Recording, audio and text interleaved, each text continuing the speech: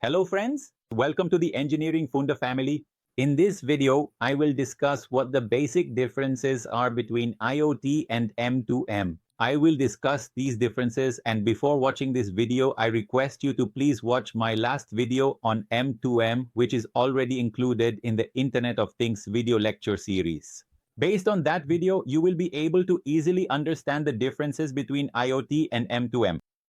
I would like to begin this session with the basics of IoT and M2M. Both IoT and M2M involve the networking of machines or devices. In both technologies, machines interact with each other and devices also interact with one another. These two technologies differ based on their underlying technologies, system architecture, and types of applications. In this video, I will explain in great detail how the two are different. Let us first try to understand the scopes of IoT and M2M. If we talk about M2M, it involves direct communication between devices as well as direct data exchange between them. So two machines can forward data to each other, enabling interaction between them. M2M involves a closed network or a dedicated communication channel. The M2M network has limitations, or you could say its application is limited. So communication between devices will only occur for a particular application.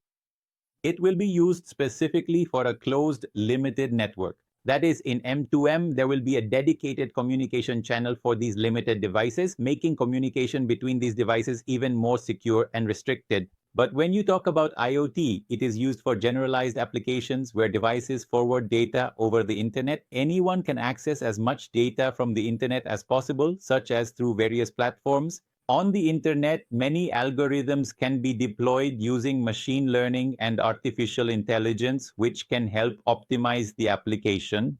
So, IoT deals with connecting and networking various devices, objects, and systems through the internet. Roughly, multiple networks can be interconnected using the internet, which includes numerous devices, objects, and systems.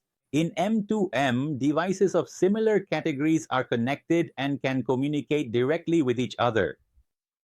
The communication protocols of IoT and M2M depend on the types of communication. M2M is often used in environments with proprietary or non-IP based communication protocols. In proprietary or limited spaces, we can use these M2M networks, and in most cases, we will use non-IP based communication protocols. But if you talk about IoT, then IP based communication protocols will be used. Currently, in 2023, we are using IPv4 and IPv6 for all communications. So in IoT, IP-based communication protocols will be present. Later in the structure, I will explain what the protocol-wise differences are between the two technologies. Now I will explain the next point. The emphasis of IoT and M2M on hardware and software. M2M is mostly a hardware-centric system, whereas IoT is primarily a software-centric system. In M2M, as you can see, there is direct communication between machines. We do not deal much with software, whereas in IoT, we forward the data to the internet. On the internet, various algorithms can be deployed using machine learning, big data analytics, and artificial intelligence. Algorithms run on the cloud over the internet, and from the cloud, you can access data as per your requirements. So M2M is more hardware-oriented, while IoT is more software-oriented. Hardware is present in IoT, but software usage is actually done for application optimization. In fact, this is very important. In IoT configurations, more software is involved, whereas M2M generally shows a ratio leaning more towards hardware. Regarding data collection and analysis in IoT and M2M, in M2M, data is collected for point solutions. Point solution means that one device provides input to another, resulting in point-to-point communication and solutions. This is mostly used with on-premises storage infrastructure. So there will be an on-premises storage infrastructure through which a solution will be provided between two devices. But when it comes to IoT, data is collected on the cloud, and on the cloud, as I mentioned, that data can be accessed by the public. This can also be accessed for a private cloud or a hybrid cloud. Applications can also be optimized using algorithms and artificial intelligence. So here, devices will be connected to each other through the internet. With IoT, even more solutions are possible. IoT applications will have cloud-based storage, whereas M2M will use on-premises storage infrastructure. Now let's try to understand the meaning of machines in M2M and things in IoT. IoT stands for Internet of Things. M2M stands for machine to machine. So what do machines in M2M and things in IoT actually mean? Let's try to understand this. When you talk about things in IoT, devices are used for a variety of solutions, and that's exactly what we are providing through the internet. On the internet, you will observe that by using artificial intelligence and machine learning, many algorithms are possible. Many algorithms can be deployed on the cloud, through which various solutions can be provided. This is the basic meaning of things in IoT. When we refer to machines in M2M, typically we have homogeneous machine types within the M2M area network. Here, the machines are not meant for a variety of solutions. Here, the machines are for similar categories. So in M2M, machines will provide solutions, but these will only be point-to-point solutions. Here, we are not providing solutions based on the vast amount of available data. In IoT, data will be uploaded to the internet and stored on the cloud. With algorithms and advanced technology, many solutions can be provided. In M2M, on-premises storage will actually provide only limited solutions. This is the fundamental meaning of machines in M2M and things in IoT.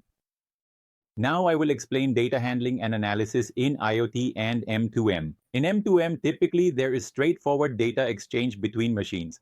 As I mentioned to you, there will be straightforward data exchange, or you could say two-stage data forwarding.